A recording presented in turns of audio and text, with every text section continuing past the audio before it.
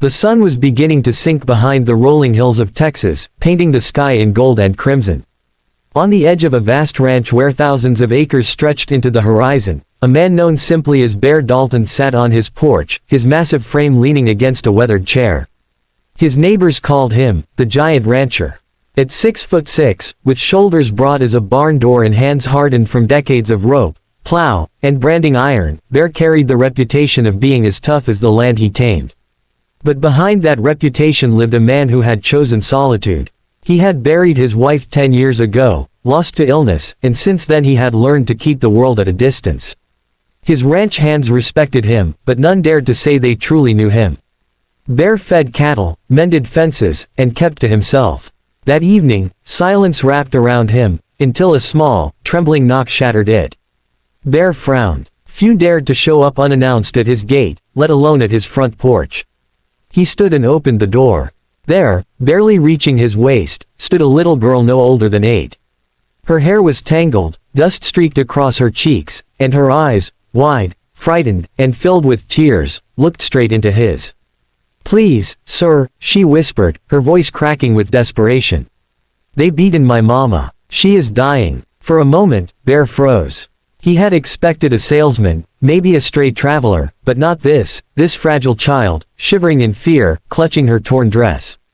His chest tightened. "Who are you, child?" he asked, his deep voice gentle now. "My name's Emily," she said.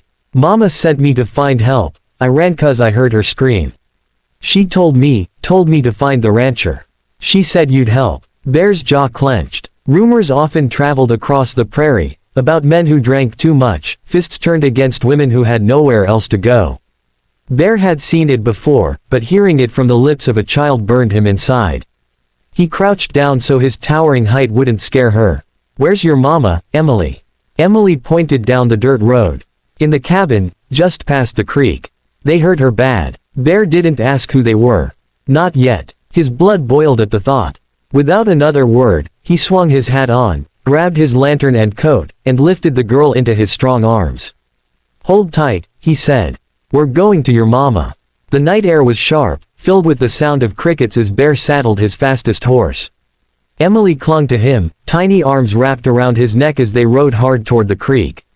The pounding of hooves echoed through the valley, urgency driving them faster. When they reached the small cabin, Bear's heart tightened.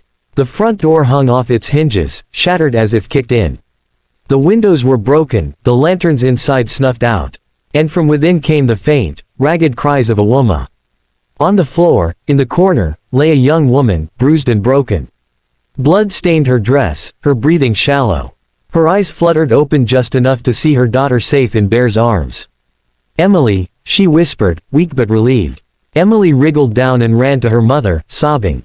"Mama, I brought him. I brought the rancher." Bear knelt beside her. Years of ranching had made him skilled with rope and saddle, but in that moment, his hands became careful as a healer's. He checked her injuries, ribs bruised, a gash on her forehead, and swelling across her face. Whoever had done this hadn't held back.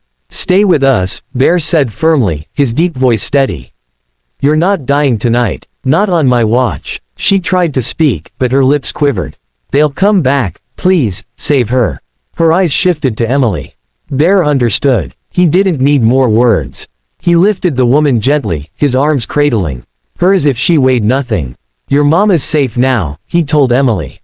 "Both of you are." And with that, he carried her out into the night, toward his ranch, toward safety.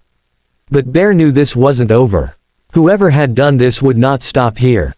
And when they returned, they would find out what it meant to cross the Giant Rancher.